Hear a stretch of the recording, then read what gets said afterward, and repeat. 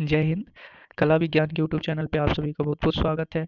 आज की इस वीडियो में हम जानेंगे कि अगर आप भी एमआईएल हिंदी या आरबी हिंदी, नन हिंदी की परीक्षाएँ देने वाले हैं एलएनएमयू से या फिर अन्य किसी यूनिवर्सिटी से, तो लगभग सभी का सिलेबस एक ही है और लगभग यूनिवर्सिटीज़ में ऑब्जेक्टिव मोड में एग्ज़ाम्स लिए जा रहे हैं। तो ऑब्जेक्टिव मोड में अगर आपने अभी तक हिंदी की पढ़ाई नहीं की है, तो आप किस तरह से आपकी क्या रणनीति होनी चाहिए या फिर कैसे आप अपनी पढ़ाई करें कि आपकी जो परीक्षाएँ हैं उसमें अंकों का जो अंक हैं वो अधिक से अधिक अंक आपके पास प्राप्त हों, आपको आएँ।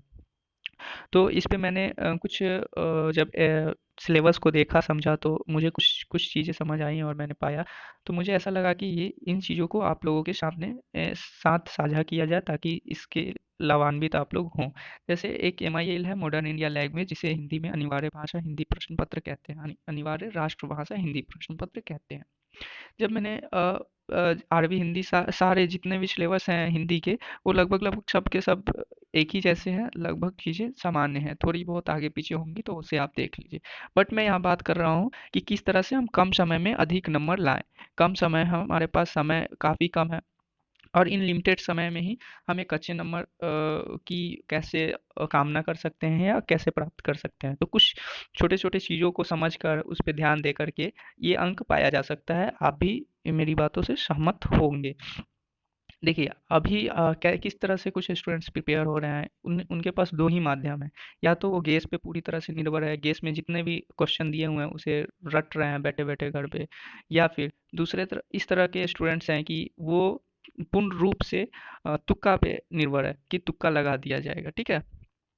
तो मैं जो बताने जा रहा हूँ उसमें ना ही तो तुक्का वाली किसी तरह की बात है और ना ही तो गेस पेपर की किसी तरह की बात है। मेरे द्वारा जो बातें की जा रही हैं वो पूर्ण रूप से एक तथ्य पे आधारित बात है कि किस तरह से इस तथ्य के अनुसार नंबर लाए जा सकते हैं। तो अगर आप इस वीडियो से इंटरेस्टेड हैं या फिर आप पार्ट 2 के एग्ज़ाम देने वाले हैं या किसी भी यूनिवर्सिटी से हो तो आप इस वीडियो को देख सकते हैं, बने रह सकते हैं। तो चलिए शुरुआत करते हैं। शुरुआत में ये है कि पहले हम सिलेबस जो भी हमारा सिलेबस है मैंने इस सिलेबस को टेलीग्राम पे अपलोड कर रखा है और इससे पहले एक वीडियो भी बनाया था वहाँ से आप जाके समझ सकते हैं सिलेबस को कैसे क्या होती है। तो इसमें देखिए तथ्य पे का जो है सिलेबस का जब एनालिसिस करेंगे तो पाएंगे कि यहाँ जो पहले भी पूछा जाया करता था 1 नंबर के 20 सवाल होते थे जो कि पाठ्यपुस्तक से हिंदी के पाठ्यपुस्तक से आते थे। अंग्रेज अंग्रेजी से हिंदी में अनुवाद करने के लिए दिया जाता है जिसे ट्रांसलेट इंग्लिश टू हिंदी कहते हैं। वो 20 क्वेश्चन दिए जाते थे एक एक अंक के तो कुल 40 नंबर के सवाल 40 क्वेश्चन 40 नंबर। ठीक है ये पहले भी आया करते थे जब एग्जाम सब्जेक्टिव मोड्स में हुआ करती थी तो भी और अभी तो 100 के 100 ऑब्जेक्टिव ही आएंगे और 100 पे 100 नंबर होंगे यानी कि ऑब्जेक्टिव में एक दिक्कतें क्या होती है बात को समझिए।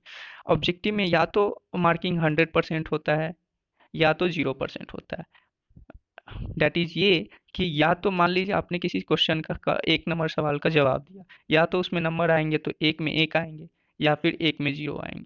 ठीक है तो ये होता है या तो पूरा नंबर होता है या फिर 0% नंबर होता है। जैसे सब्जेक्टिव में 10 नंबर का सवाल है आपने थोड़ी बहुत चीज़ों को भी लिखा है तो हो सकता है जो चेक करने वाले हों वो उनको थोड़ी सी हैंड राइटिंग पसंद आ जाए या फिर और चीज़ें उनको उन्हें पसंद आए तो वो 10 नंबर में से 2 नंबर ही बैठाकर 1 नंबर ही बैठाकर छोड़ दे। लेकिन कुछ तो मिला 0% तो नहीं आया ना।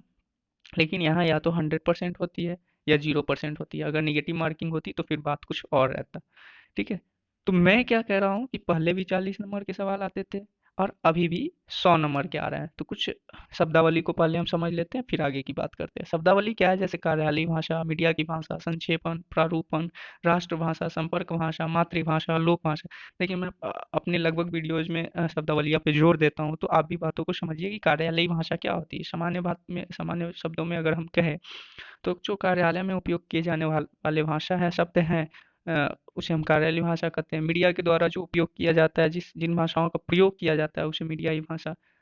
लेकिन अगर आप गौर से देखेंगे तो भाई राष्ट्रभाषा संपर्क भाषा मातृभाषा लोक भाषा लगभग लगभग सब के सब एक ही हैं। अगर इसके बारे में डेफिनेशन बनाने को कहा जाए तो क्या होगा तो राष्ट्रभाषा जो एक राष्ट्र के द्वारा राज्य के द्वारा अपनाई जाती है संपर्क भाषा, हम किसी से संपर्क करने के उद्देश्य से जिन शब्दों जिन भाषाओं का प्रयोग करते हैं उसे संपर्क भाषा। मातृभाषा का अगर हम बात करें तो व्यक्ति जो जन्म से लेकर मृत्यु की अवस्था तक जिस भाषा का प्रयोग करता है उसे हम मातृभाषा कहते हैं। लोक भाषा होती है लोक भाषा को अगर हम सामान्य शब्दों में डिफाइन करें तो आप यूँ समझ लीजिए कि एक विशेष क्षेत्र या समुदाय के अंदर जिन भाषाओं या फिर एक क्षेत्र के अंदर एक विशेष क्षेत्र के अंदर जिन समुदायों के द्वारा जिन भाषाओं का प्रयोग किया जाता है उसे हम लोक भाषा कहते हैं।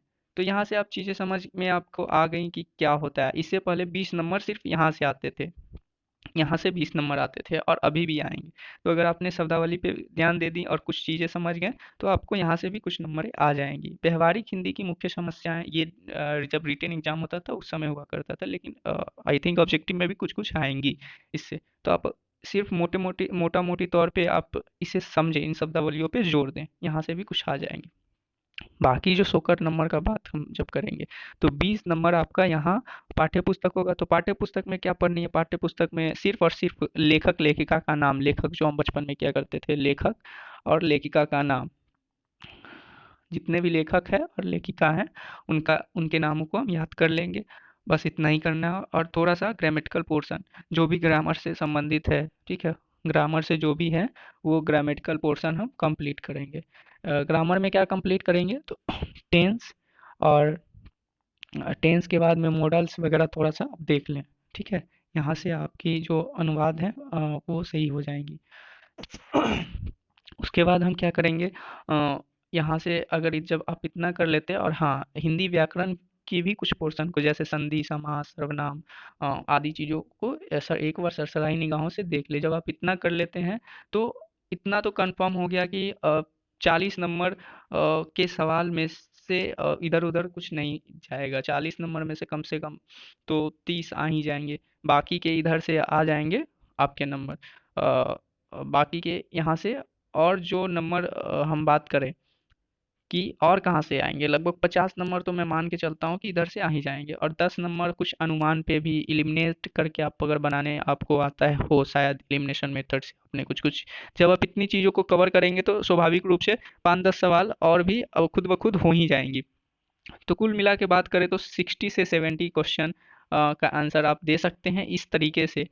और तुक्का लगाने के भी कुछ तरीके होते हैं। आपने अगर प्रायिकता पढ़ रखा होगा, प्रोबेबिलिटी जिसे कहते हैं, तो आप वहाँ से समझ सकते हैं कि किस तरह से तुक्का में भी आंसर लाया जा सकता है, ठीक है। तो वो हम बाद में करेंगे। पहले जिन प्रश्नों पे हमने एक रणनीति तैयार की है, पहले हम उस प्रश्न को करेंगे। जैसे मान लीजिए किसी ने क्या किया, उनके 70% क्वेश्चन का उन्होंने आंसर दे दिया, बाकी जो 30% बचा तो उस पर आप तुक्का वाली काम करें, क्योंकि इसमें तो अब निगेटिव मार्किंग है नहीं। तो इस तरह से मैं कह सकता हूँ कि 70 नंबर मतलब मान के चले 60 to 80% number, 60 to 80% number Hindi में लाए जा सकते हैं इस तरीके से मेरे द्वारा बताए गए। तो आशा करता हूँ कि ये वीडियो आपके लिए काफ़ी फ़ायदेमंद रही होंगी। और अगर वीडियो सच में फ़ायदेमंद रही होंगी तो आप अपने और भी जो स्टूडेंट्स हैं उनके साथ साझा करें, है ना। और वीडियो में बने रहने के लिए बहुत बहुत धन्यवाद आपका। आपकी परीक्षा मंगलमय हो। जय हिंद।